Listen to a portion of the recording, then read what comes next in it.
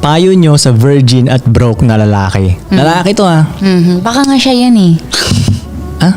Baka siya yung tinatanong niya yung sarili. Kaya nga, sarili niya to. Kaya Virgin nga. siya at saka broke siya. Ano ang payo ko sa kanya? Ay, ikaw ang magbigay. Alam mo, sa new generation, mas normal, nagiging parang mas maraming virgin na lalaki talaga ngayon. Noong unang panahon, mas maraming virgin na babae. Noong unang panahon Oo. Pero ngayon baliktad na.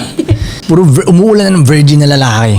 Okay, bakit? Ba't ba umuulan ng virgin na lalaki? Kasi una, yung new generation ngayon, parang hindi gaanong nawiwet yung mga babae sa kanila eh. Yung astahan nila, ganun. Mahina, ano? O parang ganun, hindi ganun eh.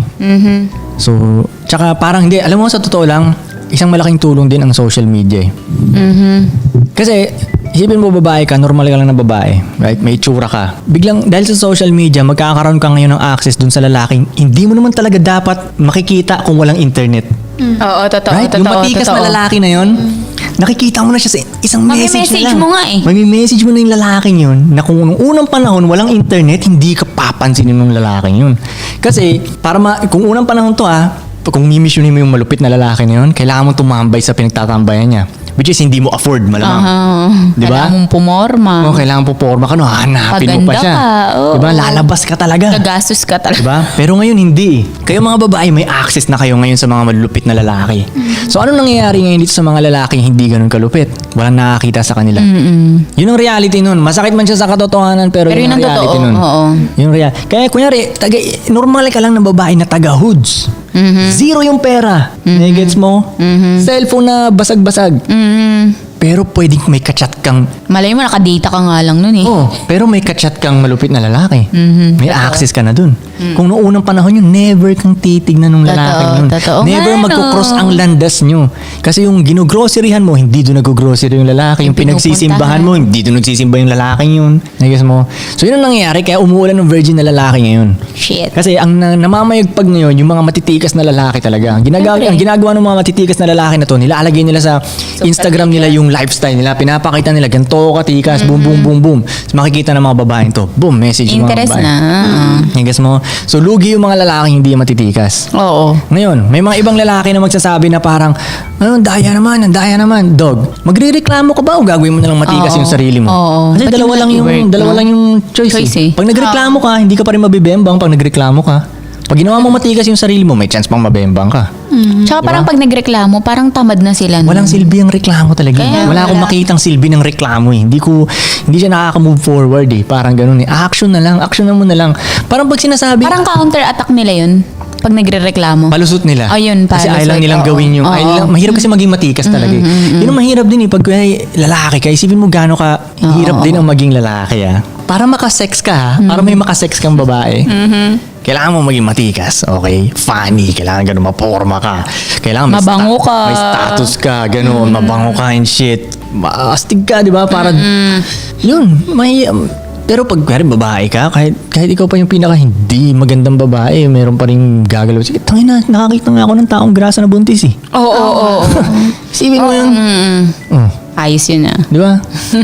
So, mas ngayon sa panahon ngayon, kumbaga, talaga matitesting talaga yung mga ibang lalaki ngayon eh. Kailangan nilang Kailangan nilang i-work ang sarili nila. Wala, win-win situation pa rin naman eh. Oo. Ayusin nila yung sarili nila, magkagusto sa kanila yung mga Magbe-benefit babae. din sila. Talaga. Hindi nila sila Para pwedeng sa kanila. magreklamo. O yun, para sa kanila talaga.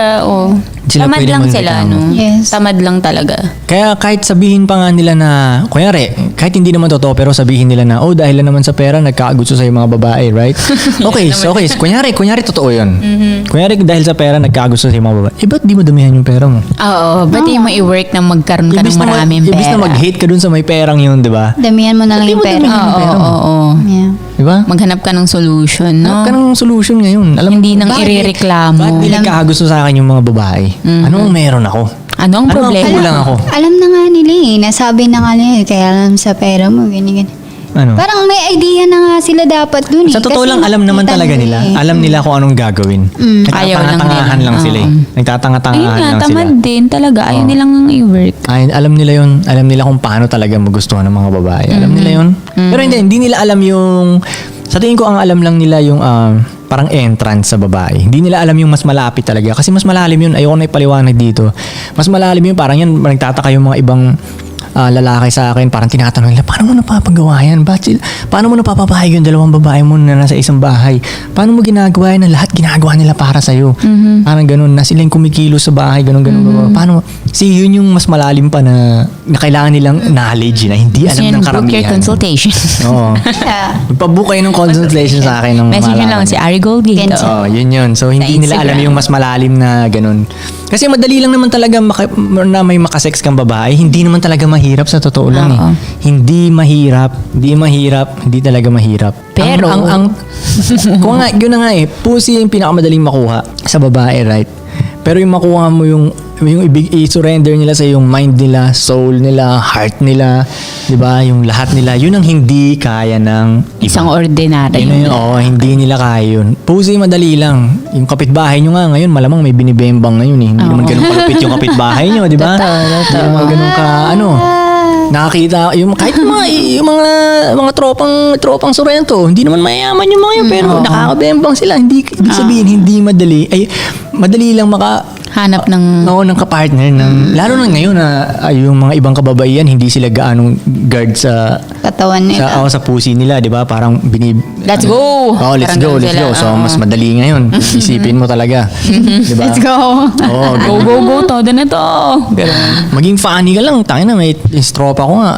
Oh, Funny lang siya, yun lang puhunan niya, funny siya. Laway lang. Patawa lang siya ng patawa, 'di ba? Nakakaano siya. Pero kaya nga hindi nakaka-elib yung pag pinagmamayabang nila sa akin yun na parang, yo, nakasex ko siya. Hindi ako nai-elib dun eh. Okay.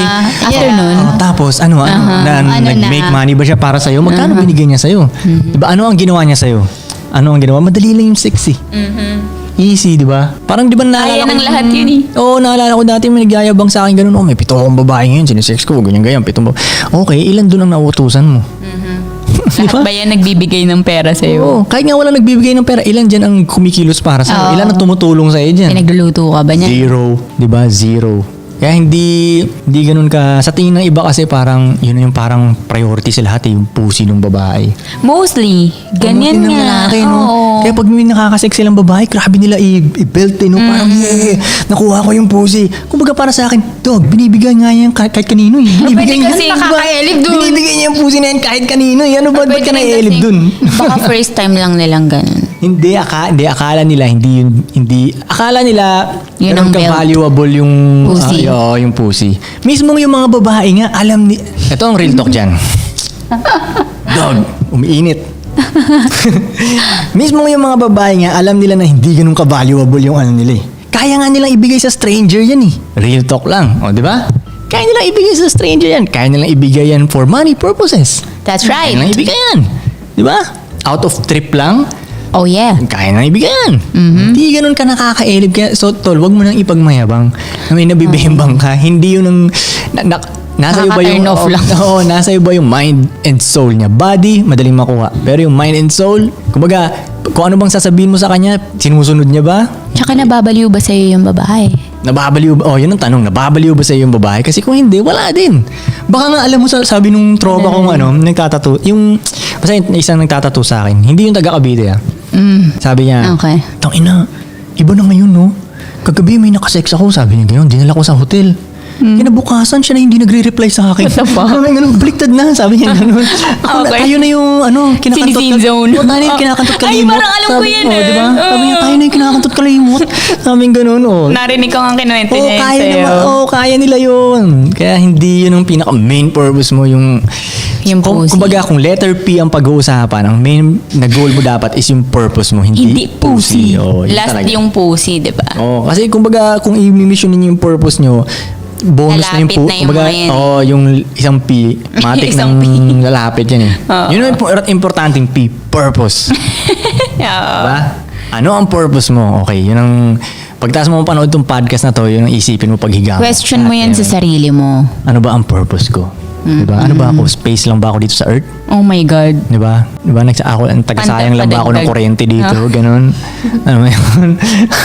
Ano ba ang purpose ko? Yun, kailangan mo malaman yun. Nakakasaya yun, may G. Oo, Alam mo na mas yun. gaganahan na siya nun. Hindi ka na ganong alam mo na yung gagawin mo. Para kanino ka bumabangon.